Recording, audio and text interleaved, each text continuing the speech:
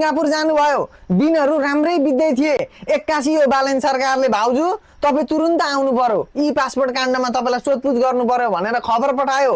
भाउजूले म त बिरामी छु बाबुहरू, निको भएपछि आउँछु ल भनेर लुकेर इमेल पठाउनु भएछ।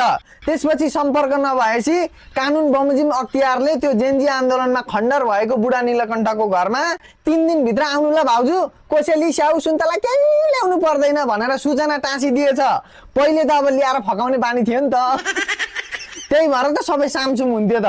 भदौ 23 भन्दा अगाडि हाम्री भाउजू भनेपछि सबै छुलुलुलुलु हुन्थे, अख्तियार प्रशासन कर्मचारी संयन्त्र सबैले नमस्कार भाउजू भन्दै चिप्लो घस्थे।